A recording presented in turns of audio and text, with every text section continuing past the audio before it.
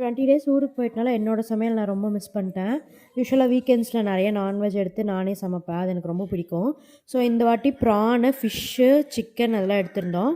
தனியாக கட்லாவுமே ஒரு 2 கிலோ எடுத்திருந்தோம். அது வீக் டேஸில் யூஸ் பண்ணிக்கலாம்னு வச்சுட்டோம். நான் மீனுக்கு மிளகாத்தூள், அரிசி மாவு, உப்பு இது மட்டும்தான் யூஸ் பண்ணுவேன். ப்ரான் கீ ரோஸ்ட் செய்யலான்னு சொல்லி ட்ரை பண்ணேன். பட் நான் மிளகு இதெல்லாம் அதிகமாக போட்டனால அது பெப்பர் மாதிரி ஆயிடுச்சு, பெப்பர் கிரேவி மாதிரி ஆயிடுச்சு. ஸோ அதை நான் சிக்கனுக்கு யூஸ் பண்ணிக்கிட்டேன். Prawn husband செஞ்சுட்டாரு.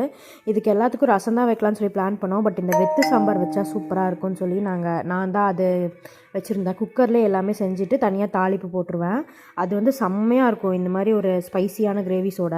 ஏதாவது ஒரு ரெசிபி செய்கிறாரு அப்படின்னா நீட்டாக அதோட இன்க்ரீடியன்ஸ்லாம் ரெடி பண்ணி வச்சுப்பாரு செய்யறதுக்கு முன்னாடியே. பட் நான் அப்படி இல்லை. நான் செய்ய வெங்காயம் தக்காளிலாம் அப்படி அப்படியே கட் பண்ணிப்பேன். பட் அவர் முன்னாடியே எல்லா ப்ரிப்ரேஷன்ஸும் ரெடி பண்ணிட்டு தான் செய்வார். யூஸ்வலாக ப்ரானில் வெறும் மிளகாத்தூள் மட்டும் ஆட் பண்ணி ஒன்று செய்வார். செம்மையாக இருக்கும். இந்த வாட்டி டொமேட்டோ பேஸ்ட்டாக அரைச்சிருந்தார். இந்த வாட்டியுமே சூப்பராக இருந்தது. ஆக்சுவலாக நாங்கள் இதுக்கு முன்னாடி இந்த மாதிரி ப்ரான் தனியாக ரோஸ்ட் பண்ணி போட மாட்டோம். ஃபஸ்ட்டு நாங்கள் ட்ரை பண்ணும்போது நல்லா அதோட மெர்ஜ் ஆகலான்னு நினச்சோம். பட் சாப்பிடும்போது செம்மையாக இருந்தது. எல்லாத்தையும் செஞ்சுட்டு சாப்பிட உட்காரும்போது ஒரு ஃபீல் வரும் பாருங்கள். செய்கிறது என்னமோ அரை மணி நேரம் இருக்கும், இல்லை 3/4 மணி நேரம் கூட ஆகும். பட் சாப்பிட்றதுக்கு ஜஸ்ட் 10 மினிட்ஸ் தான் எடுத்துக்கும். நாங்கள் அப்போவே கரெக்டாக நாங்கள் சாப்பிட்ற குவான்டிட்டி தான் செய்வோம். மோஸ்ட் ஆஃப் லஞ்ச்லேயே எல்லாமே கம்ப்ளீட் பண்ணிடுவோம். சாப்பிட்டுட்டு லெமன் ஜூஸ் குடிச்சிட்டு ஒரு குட்டி நேப் போட்டோம். Meet you next video.